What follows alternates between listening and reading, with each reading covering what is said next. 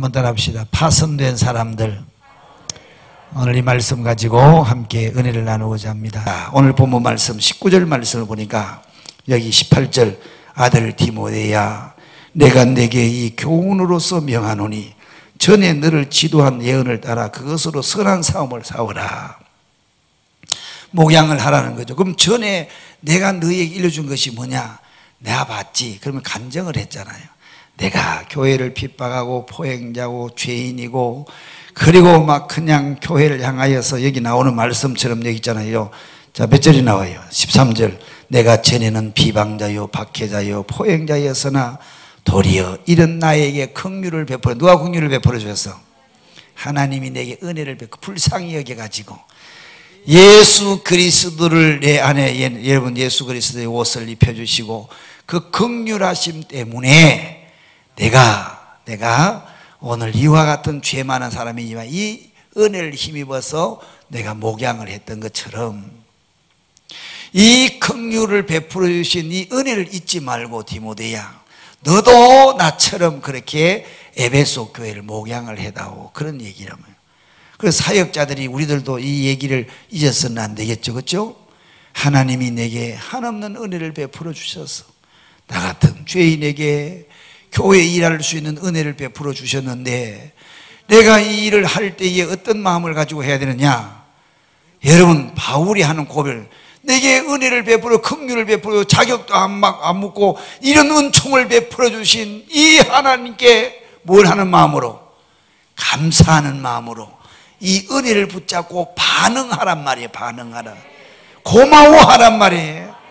네, 그러면서 바울이 믿음의 아들 디모데가 지금 에베소 교회는 바울이 개척한 교회거든요.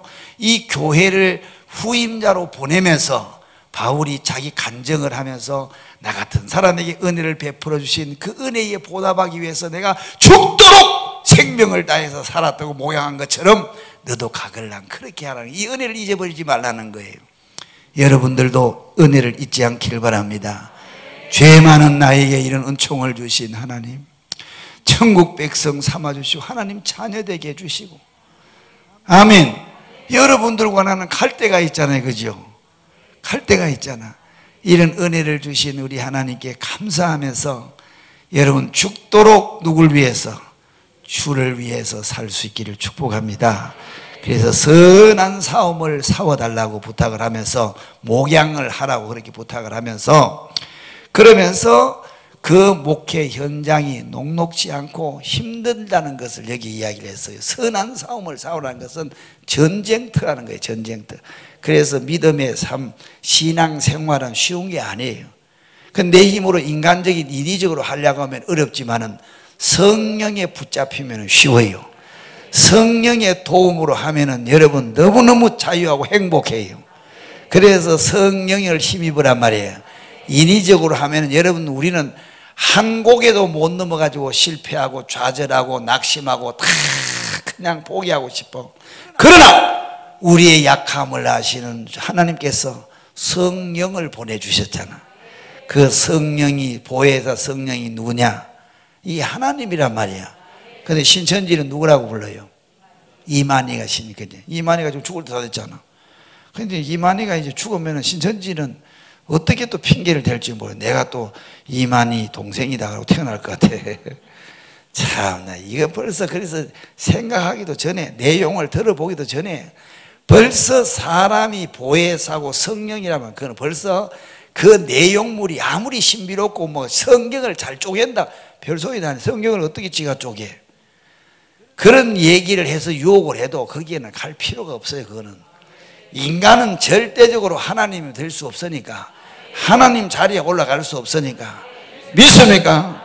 성부 하나님, 성자 예수님, 성령 하나님은 동일한 삼위일체 하나님이란 말이에요. 믿습니까?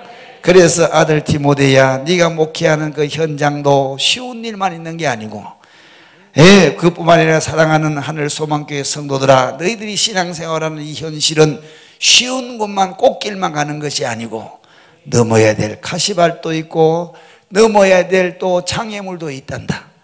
그래서 그럴 때에 너는 선한 싸움을 싸우라.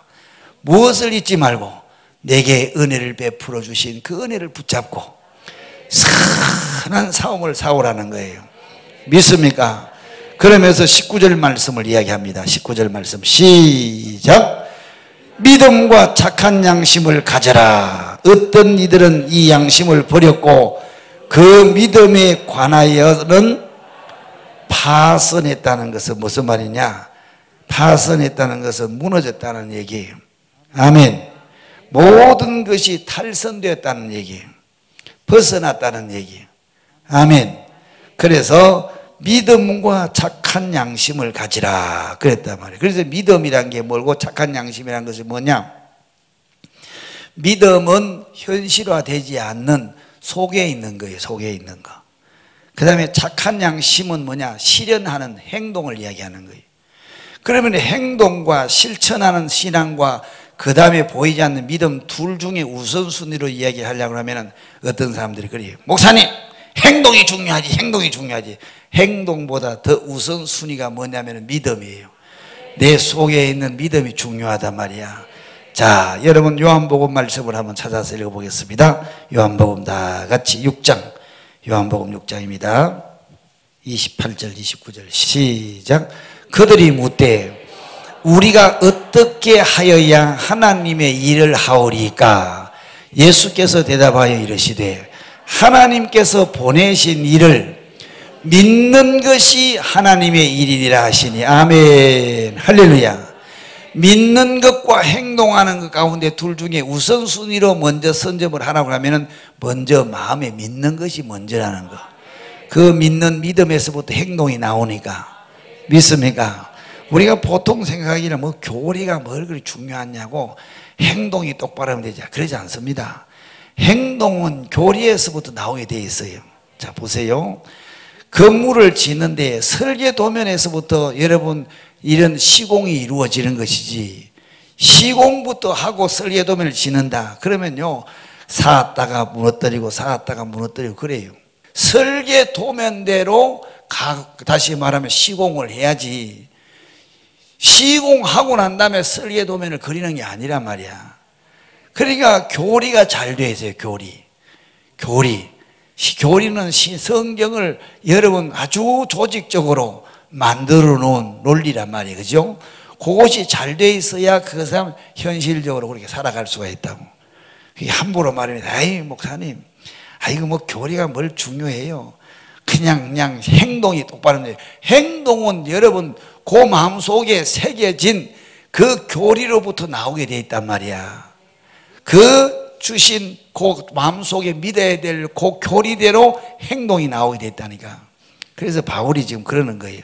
믿음과 착한 양심을 가지라 그랬는데, 이 믿음과 착한 양심을 잃어버리면은 탈선하게 된다, 부서지게 된다, 깨지게 된다, 이런 사고를 친단 말이에요. 그죠? 그래서 바울은 거기에 대표적인 사람이 후메네오라는 사람이에요. 후메네오. 한번 따라합시다. 후메네오. 이 후메네오라는 사람은 한번 성경을 찾아보세요. 디모데후서 2장 16절. 디모데후서 2장 16절. 후메네오라는 사람이 어떤 사람인지 한번 거기 나와 있는 대로 한번 읽어보겠습니다. 자, 16절 시작.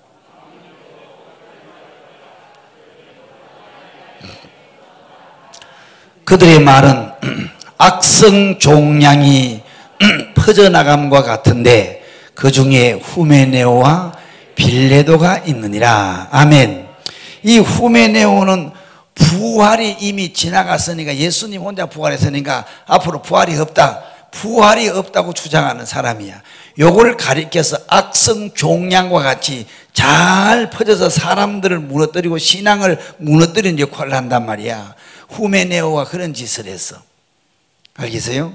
그러니까 에베소 교회에 후메네오 같은 사람이 들어와 가지고 부활이 없으니까 막 그냥 우리는 그냥 이제 우리 속 사람은 영은 구원받았으니까 뭐 행동은 실수해도 괜찮다 이렇게 해가지고 부활이 없다고 부활 없는 삶에 소망이 무슨 있겠어요? 이 부활이 없다고 하니까 막 난잡하게 사는 거예요. 그래서 이런 사람들이 뭐냐면은 하나님이 원하시는 길로부터 탈선하고 파선된 사람이란 말이에요. 아멘. 이렇게 가르치는 오늘날의 교리를 가르치는 그런 교단도 있고 그 다음에 그런 이단들도 있단 말이에요. 이해가 되셨죠? 그때나 지금이나 미래에도 항상 그런 사람들 나타나니까 여러분 그런 일에 여러분 깨어서 잘 여러분의 신앙을 관리할 수 있기를 축복합니다. 아멘. 그 다음에 또 후메네오와 또 누구라고 그랬어요? 알렉산더라고 그랬어요. 알렉산더라는 사람은 성경에 나와 있는 이렇게 흔적이 많지 않아요. 디모데후서 말씀을 한번 찾아보세요.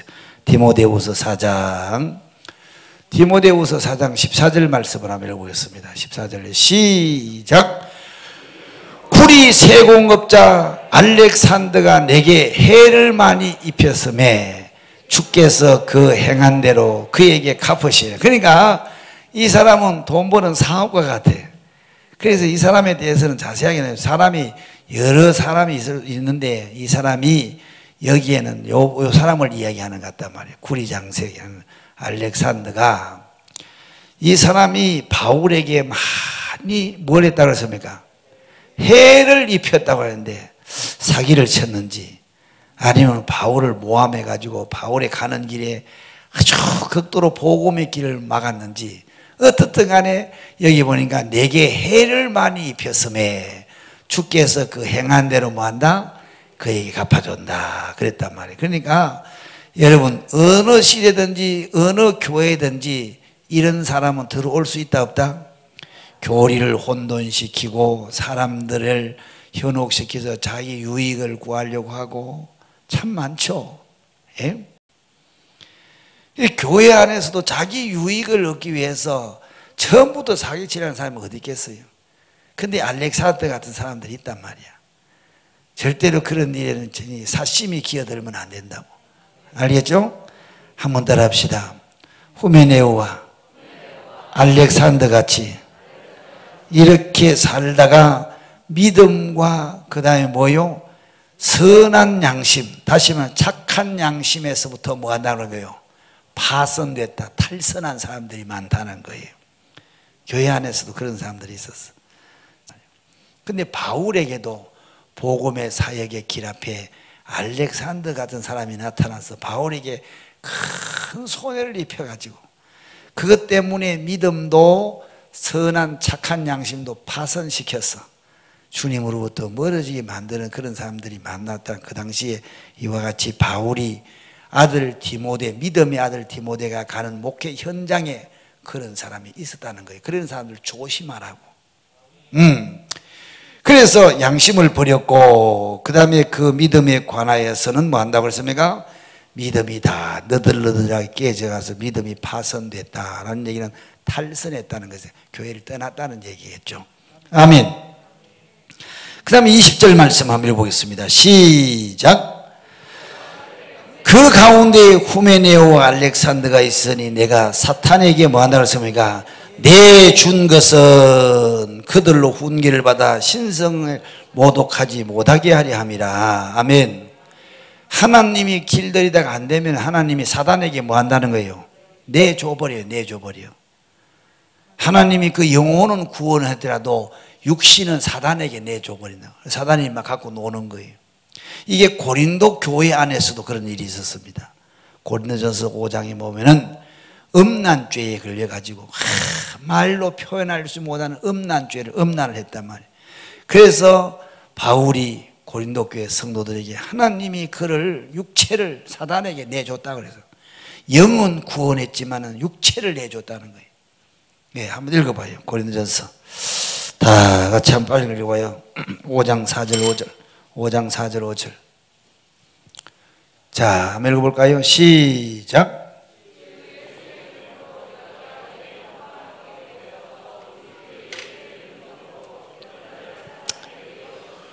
이는 육신은 멸하고 영은 주 예수의 날에 구원을 받게 하려 함이라. 아멘. 육신이 하나님의 자녀가 됐음에도 불구하고 경건한 삶을 관리하고 지키지 못하면 육체가 사단에게 놀이개감이 될 수가 있다고. 그래서 우리의 육체를 의의 병기 주님이 쓰실 만한 그릇으로 날마다 이걸 관리를 해야 돼. 성령 앞에 굴복하도록 자꾸 만들어야 된다고. 기도도 안 하고 막 지멋대로 그냥 이 육체를 방치해 놓으면은 이 육체는요 그냥 내버려 두면은 그냥 미끄러진다고. 잡초가 무성하고 나중에는 영이 희미해지는 데까지 지금 그 일에 지금 들어간 거예요. 교회가 예배도 안 드리고 말입니다. 아이고 별일 다 있어요. 별일. 교회에서 이상한 것을 가르쳐서 성경이 말하는 그 하나님의 구도 속에서 주시는 메시지가 아닌 것은 과감하게 그건 쳐내고 그건 포기하고 그것은 가지치기를 해야 되는 거예요. 잘못된 사상이니까 주님을 향한 마음과 믿음에 써 있는 것을 흔들어서 주님으로부터 멀어지게 하는 그런 어떤 일도 그것은 교회에서는 용납해서는 안 되는 거예요. 이해가 되셨으면 아멘. 할렐루야. 그래서 오늘 이 본문 말씀에도 바울이 그랬습니다. 알렉산더와 호메네올 이름을 기록한 것은 분명한 그 당시에 에베소 교회에서 바울의 모양과 그 다음에 올 에베소 교회 목회자로 올 디모데가 목회하는데 걸림이 될 수 있는 사람들이 이걸 내 버렸으니까 거기에 대해서 시험 들지 말고 너는 하나님의 은혜를 붙잡고 너는 이런 사람 외에 강한 사람들을 세워나가는 일에 그리스도의 사람을 세워나고 목양하는 일에 흔들리지 말 것을 권유했단 말이에요. 사탄에게 내준 것은 그들로 훈계를 받아 신성을 모독하지 못하게 하려 함이라. 아멘. 할렐루야. 한번 따라 합시다. 믿음이 삶을 만듭니다. 뭘 만든다고요? 삶을. 무엇을 하기 전에 먼저 우리 마음속에 믿음의 대상인 예수 그리스도를 확실히 알아야 돼요. 그래서 내가 오늘 낮 예배 때 가르쳤잖아요. 그죠? 우리가 입으로 마음으로 뭐한다? 믿어야 되는 거예요. 마음속으로 믿어야 될 우리 믿음의 대상인 그리스도가 어떤 무슨 나를 위해서 나와 무슨 관계가 있고 어떤 분인지를 알아야 될 거 아니겠어. 그래서 내가 그 7가지를 얘기했잖아요. 그렇죠? 중요한 얘기. 첫 번째 뭐라고 했어요? 하나님이라는 거. 예수가 누구라는 거? 하나님이야. 그 하나님이 어떻게 했다고요? 사람으로 오셨어. 왜? 우리를 구원하시려고, 우리를 죄로부터 건져내시려고. 아멘. 사람으로 오셔서 우리가 겪어야 될 모든 여러분 모진 고통과 모든 아픔을 다 몸으로 체휼하셔서 우리 사정을 너무너무 잘 아시는 거예요. 여러분들이 마스크 쓰고 답답한 것도 하실까 모를까? 다 하신단 말이에요. 다 따라합시다. 하나님은 다 하신다. 다 하신단 말이야. 아멘. 체휼하지 못하시면 본인이 직접 체휼 몸에 경험을 했단 말이에요. 아멘. 그래서 그분이 우리를 사정을 너무너무 잘 하신다. 사람으로 오셔서 다 그걸 겪으셨단 말이에요. 아멘. 그리고 여러분들이 치러야 될 죄의 값을, 죄로부터 치러야 될 고통을 그분이 다 겪으시고 결국 십자가에서 여러분들을 살리기 위해 대신 죄값을 자기 생명을 통해서 지불을 했단 말이에요. 그 죄값을 지불함으로 말미암아 우리는 죄로부터 자유한 거예요. 그래서 그리스도 안에 있으면 우리 다 뭐요? 자유인이 된 거예요. 자유인이. 아멘. 우리를 자유케 하려고 그리스도께서 고난을 받으셨단 말이야. 알겠죠? 그것이 갈라디아서 5장 1절 말씀에 그렇게 이야기를 했어요. 아멘. 아멘. 그래서 다시는 우리는 종의 멍에를 매지 말고 그리스도 앞에 사랑의 노예가 될 수 있기를. 주님을 너무너무 사랑해서 그 사랑하는 마음을 가지고 여러분 엄마 아빠가 섬기는 거하고 여러분 누가 위에서 명령을 해서 섬기는 거하고 같을까 다를까? 같은 일이라 할지라도 질이 달라요.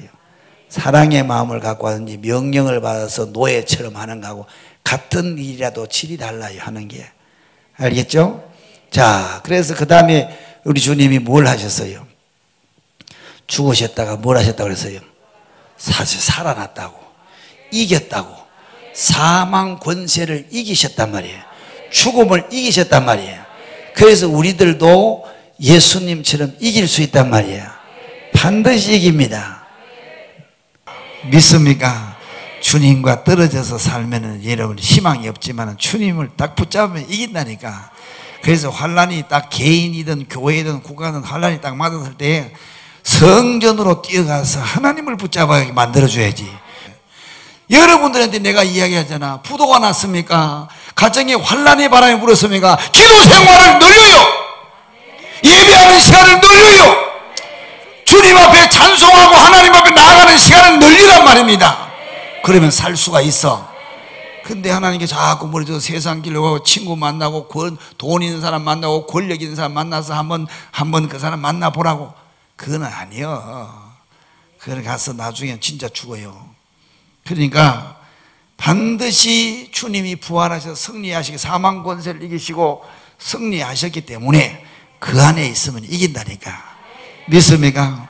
그 다음에 또 한 가지가 뭐예요? 예수님이 성천을 하시면서 여러분들의 모든 죄를 다 짊어지시고 다 모든 것을 다 이루시고 하늘 보좌로 가셔서 하나님 보좌 앞에 내가 이와 같은 일을 했습니다. 아버지요, 이 안에서 내 이름으로 오는 모든 백성들의 죄를 사하여 주옵소서.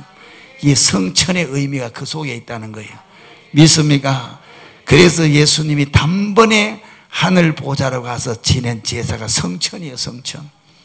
성천을 하시고 그 다음에 올라가실 때 주님이 뭐라고 했습니까? 다시 올게 그러잖아. 너희들 힘들지만은 조금 기다려라. 반드시 내가 온다. 믿습니까? 주님이 다시 올 때에 세상에 일어나는 현상들에 대해서 주님이 가르쳐 주셨어요. 언제 온다는 날짜는 안 가르쳐 주지만은 그 주님이 오실 때쯤에 일어나는 현상들에 대해서는 가르쳐 주셨어.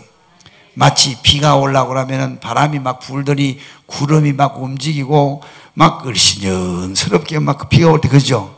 그러는 것처럼 여러분 주님이 오실 시점이 되면은 세상에 일어나는 정치, 문화, 경제 온 세상에 있는 기류가 여러분 어떻게 변해져 간다는 것을 성경이 가르치고 있잖아. 믿습니까? 그런 걸 딱 보면 눈치를 빨리 긁어야지. 그것도 못하고 어떻게 하면 더 먹고 살까, 더 좋은 것을 입을까, 더 많이 가질까, 더 넓은 곳에 살까, 이런데 땅에 없어질 것에 대해 관심이 너무 많으니까 신령한 소리를 못 듣는 거예요. 그러니까 땅에 있는 것을 빨리 버려요. 살 좀 빼기, 살 빼기 하라고. 중국에 가면 살 빼기를 뭐라고 하는지 아세요? 살깎기라고 그랬다. 살깎기. 예, 영적 살깎기를 좀 해란 말이에요. 너무 배가 불러서 편한 거 좀 가난해져야 돼. 가난해져야 사람이 영적으로 영이 살아나요. 그 다음에 예수님이 재림하고 난 다음에 재림 공중에서 1000년 동안에 여러분 이 땅에 다시 오고 1000년 동안 주님이 다스리는 그 나라가 온다고. 그때 갔을 때 그때는 그냥 아이고 내가 왜 일찍 안 가르쳐 후회해도 소용이 없단 말이에요. 요 사실을 여러분들의 마음속에 믿어야 된단 말이야. 요걸 믿어야, 요걸 붙잡으라고. 요걸 붙잡고, 아멘. 그리고 요걸 붙잡고 내 삶의 선한 주님의 형상을 본받아서 주님이 가신 그 길을 뚜벅뚜벅 하란 말이야. 예? 그래서 오늘 여기 바울이 저기 누가에게 에베소 교회 목회자로 나가는 디모데에게 권면한 말씀이란 말이야. 착한 양심을 가지고 목양해. 아멘. 여러분들도 그렇게 살 수 있기를 주의 이름으로 축복합니다. 파선자가 되지 말고, 아멘. 하나님의 나라에 크게 쓰임받는 하나님의 의의 병사들이 되기를 주의 이름으로 축복합니다. 기도하겠습니다.